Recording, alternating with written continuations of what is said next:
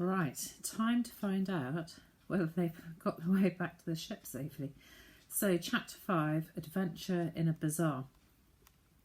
The 4 children set off along the hot and dusty road. It was quite empty at first, except for themselves, but in ones and twos at first, and then, in little groups of 3s and 4s, more and more people thronged the road. They were dressed in flowing robes of cotton, with long wide sleeves almost sweeping the sand of the road. Each man wore a scarlet fez upon his head. A fez is a type of hat. And the women were, for the most part, veiled. Their brilliant dark eyes stared over the white folds of their filmy veils, in surprise at these white children who wandered alone with no grown-up to guard them. The scarlet fezzes, standing like tiny towers upon the smooth heads, blue-black heads, faces and wide flowing robes of dazzling blue and white, made the children feel that an exciting adventure had begun. And indeed it had, but quite how exciting they were not to guess. If they had, perhaps they would not have stepped along the road quite so gaily. At the city gate, the crowd of people was so dense that the children, flattened against the wall, had to wait their turn. It was bewildering, the bright colours and the faces in the brilliant sunshine, the flash of teeth and the meaningless chatter of high foreign voices, the tinkle of camel bells as the tall, swaying beasts picked their delicate way, the braying of donkeys, the neighing of horses, the pip-pip of motors, the pinging of bicycles, and the rattle of carts. At last they managed to squeeze their way in through the gate. The street in which they found themselves was narrow and noisy, but full of colour, full of smells too. Above them blazed the deep blue sky with a sun like brass. The 2 girls unbuttoned their cardigans. "I wonder where the bazaar is?" asked Sandy. "If we follow the crowd, we're bound to get there sooner or later," Sheila answered. The 4 children marched steadily on. They were aware that they were attracting a good deal of attention, and it made them a little uncomfortable. For the first time in their lives, they almost wished they had some grown up with them. At last they found themselves in the centre of town. A long covered walk, whose white, rough-cast roof was supported by pillars, stood in front of them, its shadow bright blue upon the yellow ground. "Thank heaven for a bit of shade," said Peter, pushing the damp hair back from his forehead. He squeezed his way through the crowd passing between the pillars, and the others followed him. It was dim and confusing after the brilliant sunshine outside, and for a time the children could see nothing. After a little while they could make out the little dark booths and the stalls piled high with merchandise. "Oh!" cried Sheila, stopping to gaze at a piece of bright orange silk. But Sandy tugged at her arm. "The sweet stalls are just across there," she cried. But the others did not even hear. They were staring with all their might at the flower market, where roses of all colours, white and yellow jasmine, geraniums of crimson and pink, and white rosy oleanders and scarlet poinsettias were heaped in a glorious riot of colour. Even Sandy stopped for a moment. Then she tugged again at Sheila's arm. The 2 boys cast a regretful look behind, where a juggler was spreading his mat. But since it was Sandy's turn to choose, and since she was so impatient, they followed her to the sweet market. Sandy stopped short in front of a low stall. Little brass dishes of queer-looking mixtures stood temptingly set out. The owner of the stall was at their side in a moment, his face wreathed in smiles, his hands waving in the air. He and the 4 children stood staring at each other in silence. Then he thrust his face close to Sheila's and said something rapidly in his own tongue. "Pardon?" said Sheila, who had heard that French was much spoken in Egypt, but it was clear that this man had no use for French. So Peter tried. "No savvy," he remarked, having heard that this was always a useful sort of thing to say. But this was no use either. Another man, just as excited, darted out of the little dark shop behind the stall and joined the first. They were so ridiculously alike that they might have been twins. Now both men were talking excitedly at the tops of their voices and waving their hands wildly at the children. To add to their difficulties, a crowd was collecting. Peter was beginning to be worried. After all, he was the eldest and he had brought the others here.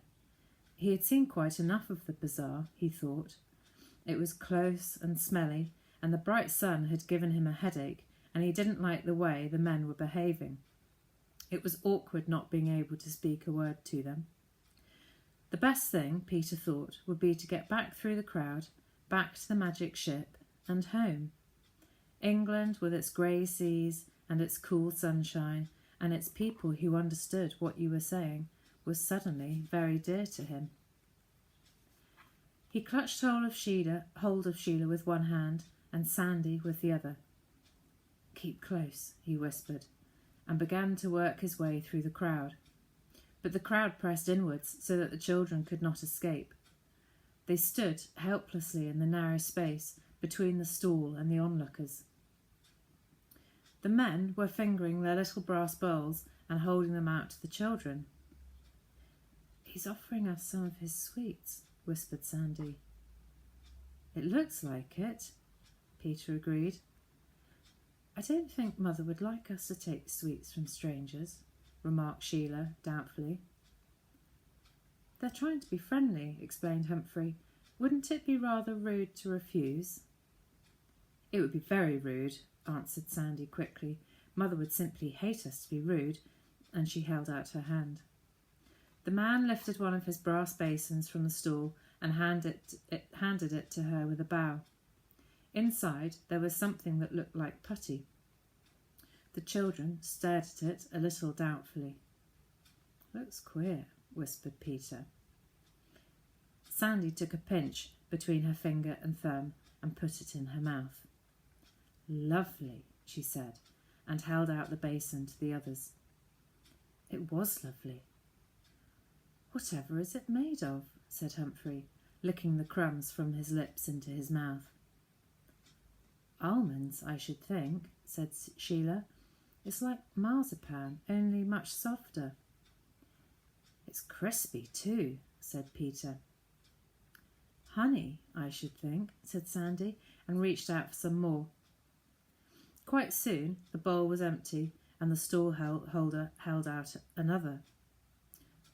"Sugared rose petals," said Sheila, peeping and shaking her head. The crowd round the children grew denser from minute to minute. The two men held out bowl after bowl. The children peered inside, trying to guess what each held. "Preserved ginger," said Sandy. "Sugared figs," said Sheila. "Turkish delight," said Peter. Bowl after bowl was lifted down from the stall. At first the children tasted a little here and there, but soon they shook their heads, smiling. "Thank you very much," Peter said politely, forgetting that they could not understand him. "We must be going now." He turned away, but the first man caught him by the collar. He was speaking rapidly in his own language, and he was not smiling quite so widely. Peter shook his head. The smile had now completely vanished. There was a rumbling, grumbling sort of murmur from the crowd that didn't sound comforting. The man came very near and clawed at Sandy's arm. Peter thought that the hand looked like a paw on her white woolen coat. "You leave my sister alone," he said loudly, to show that he wasn't afraid, and he caught at Sandy's other arm.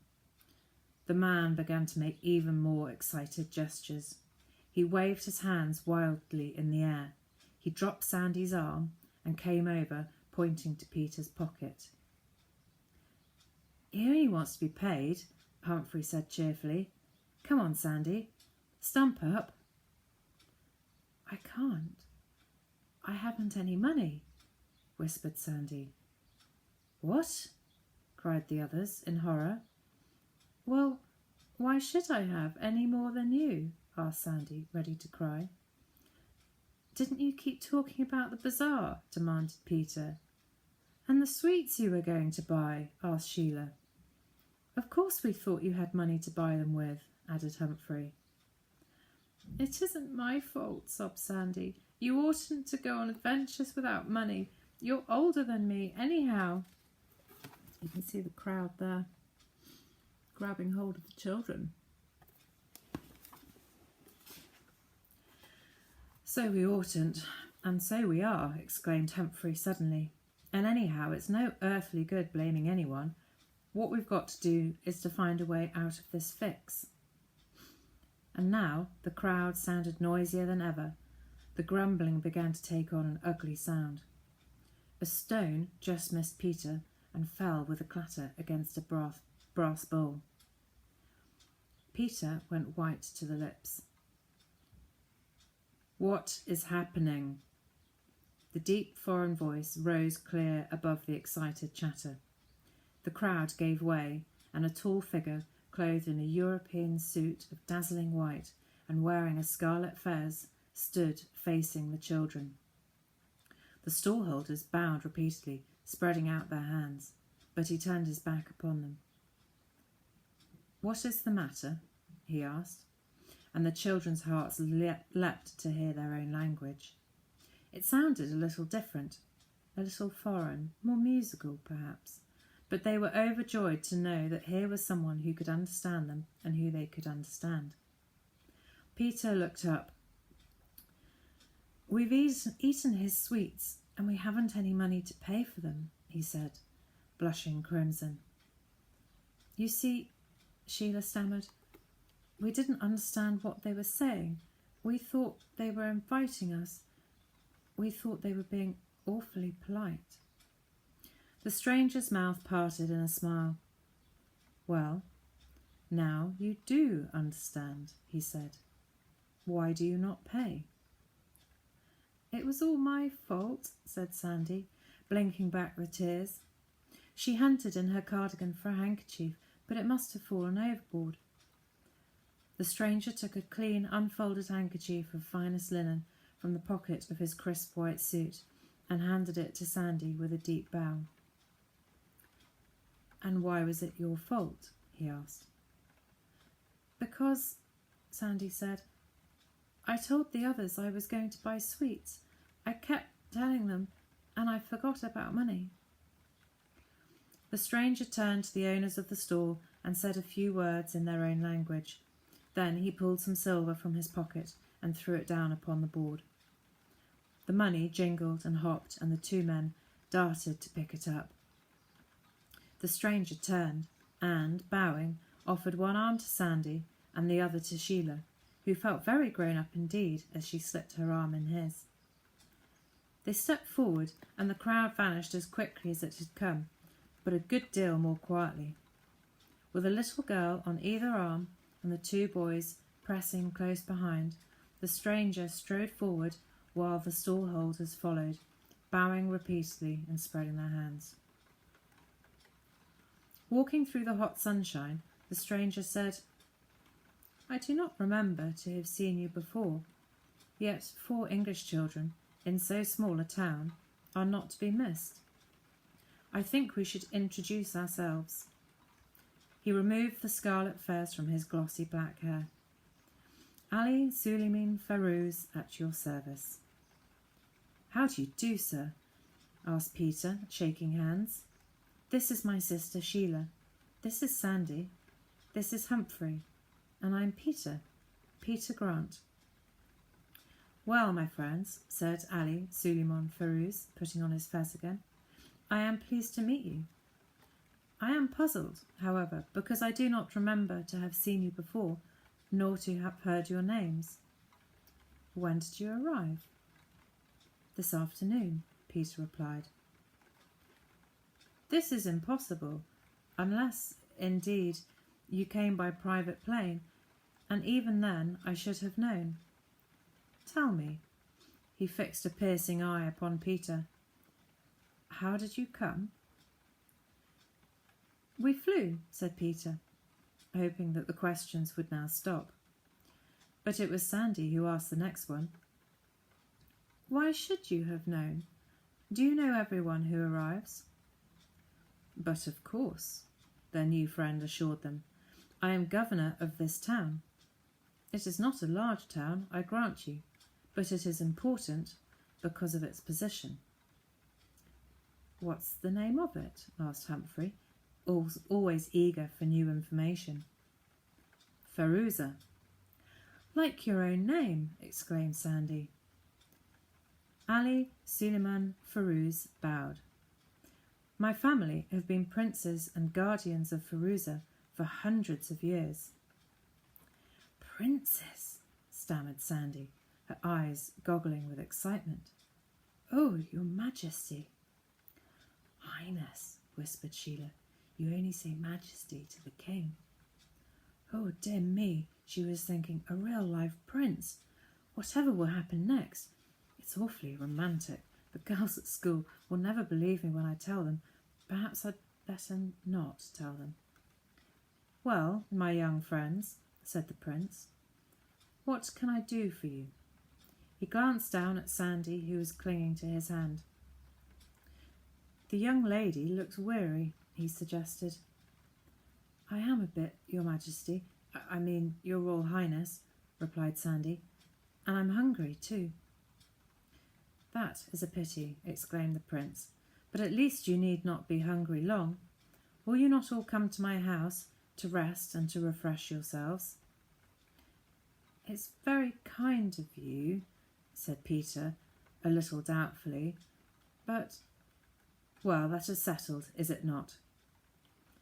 As they passed through the city gates, the crowd parted, bowing respectfully. Outside, a long, cream-coloured Hispanio Suiza stood waiting. A chauffeur in native dress sprang to attention. Soon they were racing down the hot and shadeless road.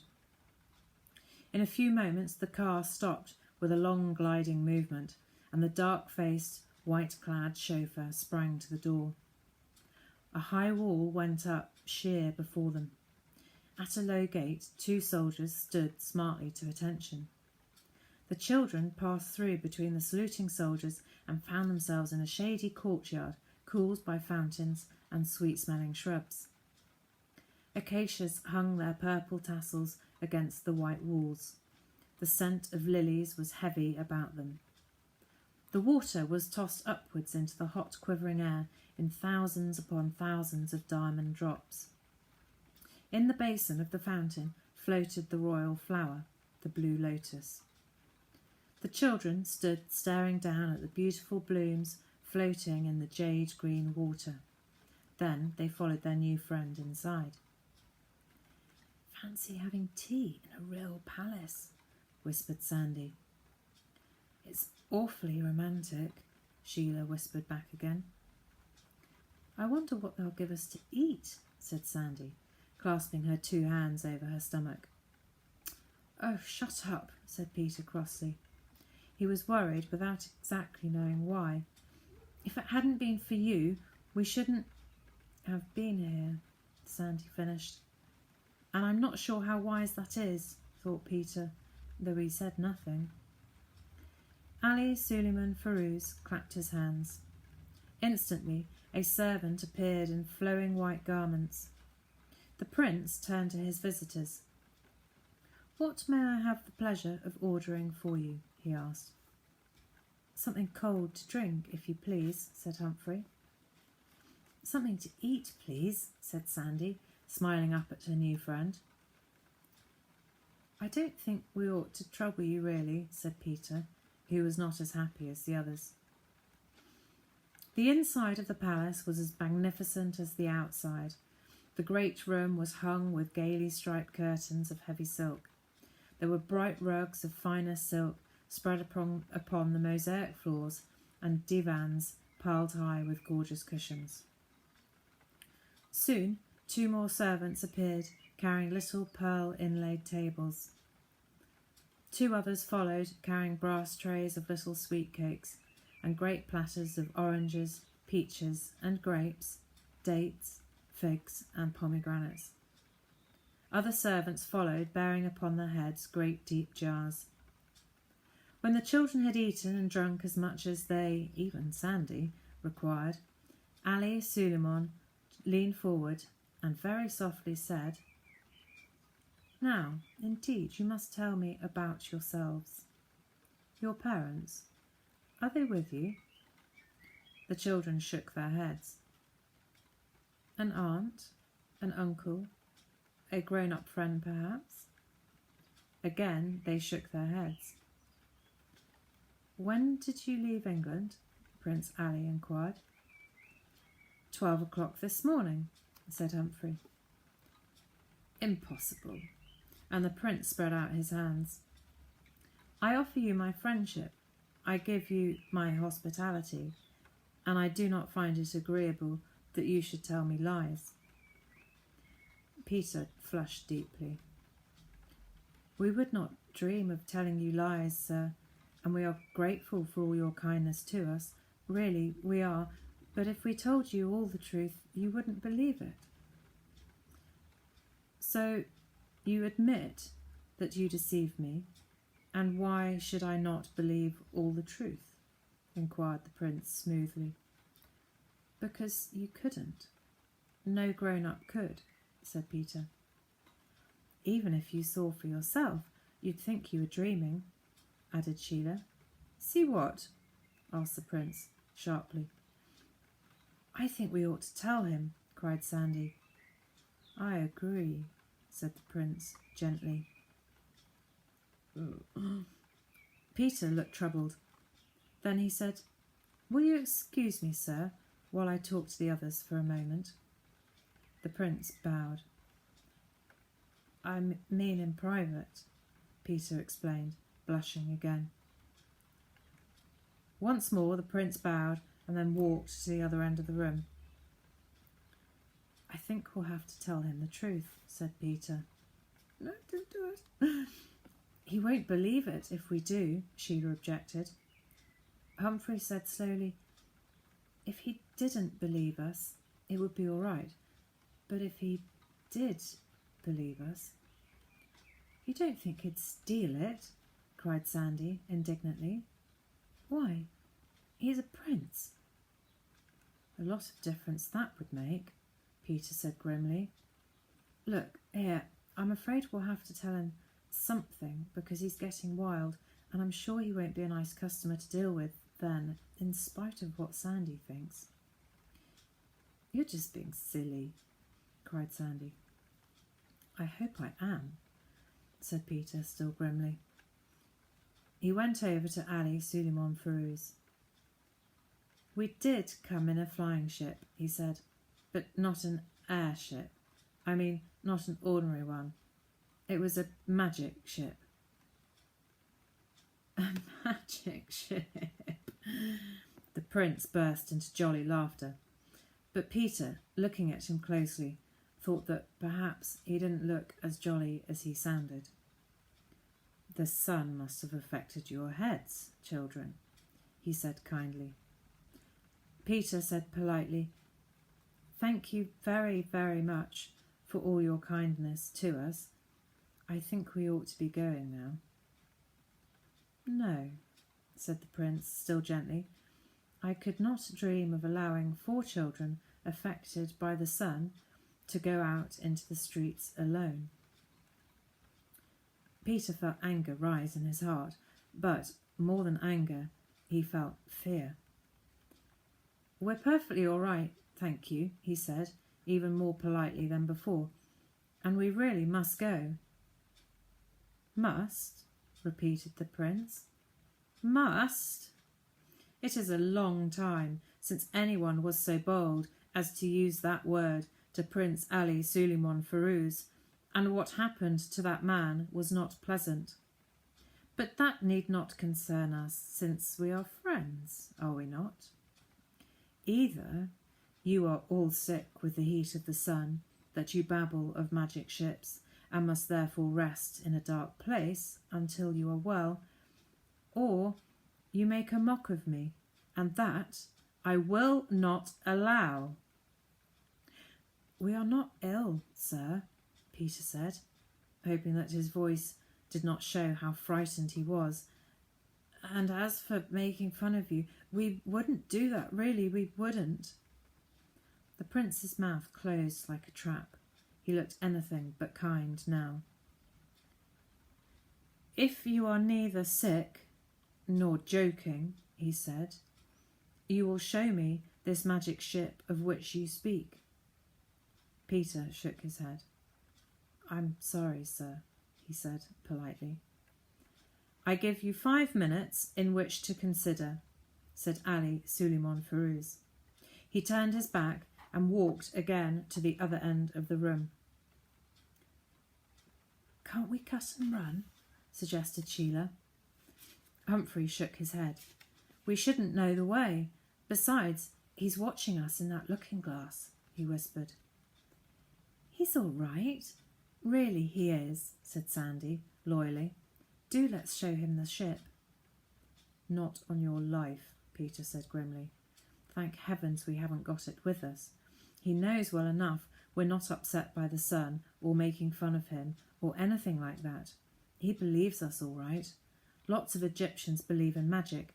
He wants the ship for himself." "Of course he does. He thinks we can't see through him," agreed Humphrey. The prince took a gold watch from his pocket. 3 more minutes, he said, in the pleasant voice that did not match his unpleasant eyes.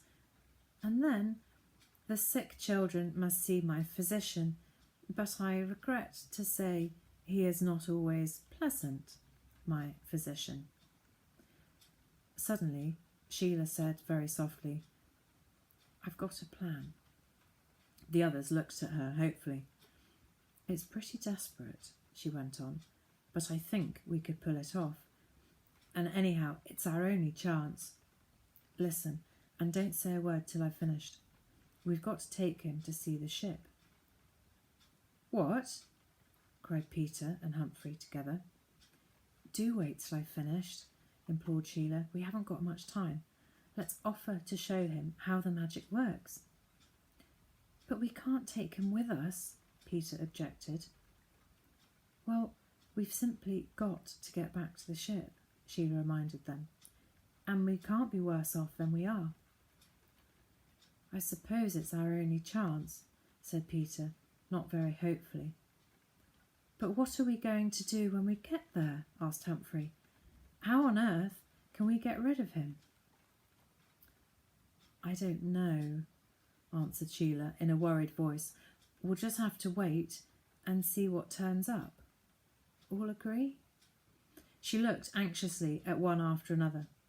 One after another, they nodded. Peter went over to Ali Suleiman Firuz. "I'm sorry you don't believe us, sir," he said. "If you like, we'll show you our magic boat." "That would be of the very greatest interest, would it not?" smiled the prince, showing all his teeth. "Come, we will go at once." The children followed him out of the great silk-hung room. They were not sorry to leave it behind. Indeed, they were all hoping heartily that they would never see it again. Outside the door in the white wall stood the cream car, shimmering in the heat. The white-clad chauffeur sprang to attention. "It's just outside the city walls," said Peter, "a couple of miles from the gate, by that big block of half-buried stone." The car sped swiftly along the hot and dusty road. Soon, too soon, the city walls came into view. The car stopped. The prince stepped out first and took each little girl firmly by the hand. The chauffeur followed hard on the heels of the 2 boys. There was no chance of escape. Peter went straight over to the great block of stone, and the others followed him. The prince reached out an arm and gripped Peter by the shoulder. It was a grip of steel, and it hurt, but Peter gave no sign. He stood still for a moment to measure the distance with his eye. Then he went straight to the spot. As his fingers dug at the soft sand, he could feel the prince's eyes following his every movement. the prince's breath stirring his hair. He was thinking desperately, 2 of them. We'll never be able to get rid of 2 of them. His fingers touched the magic boat. Bending close to it and pretending to dig still deeper into the sand, he whispered, "Home, please." At last the little boat came into view. The prince took a quick step forward, but before he could so much as touch it, the boat began to grow. Peter put it down on the ground and stood in front, ready to protect it with his life. "I'll show you how it works," he offered. The 2 Egyptians stood there with their eyes starting out of their heads, their mouths wide open. At any other time, the children would have laughed. It all looked so ridiculous, but at this moment they were so sick with fear to laugh at anything. As soon as the boat was large enough, the prince stepped inside. "Fly," he commanded. But the boat did not stir. It only went on growing. "So he did mean to steal it," Humphrey whispered to Sandy. "Fly, fly, fly," shouted the prince. Peter said quietly, "It's no good, Your Highness. It won't fly till it's the proper size." The prince stood there scowling blackly. When the ship was large enough, the 4 children stepped on board. The boat stopped growing. The chauffeur made a movement forward. "No room," cried Peter, pushing him aside as the boat rose into the air. The prince laughed heartily at the sight of his grave chauffeur sprawling head over heels in the dust. Then he turned to Peter. "Oh, you shall be punished for this," he said, and he was still smiling. "Oh, how you shall be punished." He stood, staring over the gunwale, lost in wonder, as the city walls slipped backwards. Sheila cast one look at his back, then she lifted her hands and began to spell out their own code. Her heart was beating so loudly that she wondered why Firuz did not turn at the sound. Could she be quick enough to finish before he turned? And if she went too fast, would the others understand? Her quick fingers flicked through the air. Humphrey and Peter watched her, absorbed and fascinated. Her fingers dropped to her lap as Firuz turned suddenly round. But her heart was singing. The message had been given and understood. Now the ship was flying low over the level fields of brightest green. Now it had left the plain far behind and was skimming over bare rock, standing out golden against the sapphire sky. But always there went with them the green waters of the Nile. "Look!" shrieked Sheila suddenly. The prince bent over and the 4 children together gave him one tremendous push. The spray of the water leapt from the Nile as he fell and brushed the sides of the low-flying ship. The ship made a sudden leap into the air. "Goodbye, goodbye, goodbye," cried the children, laughing as his scarlet fez bobbed wildly on the green water. "He won't break his neck," said Peter sadly. "But there might be crocodiles," was Humphrey's hopeful suggestion. "Let's hope so," exclaimed Sheila and Sandy together. "Goodbye, goodbye, goodbye," cried the children as the magic ship rose still higher in the air and set a steady course for home. Whew, that was a close one, wasn't it? See you tomorrow.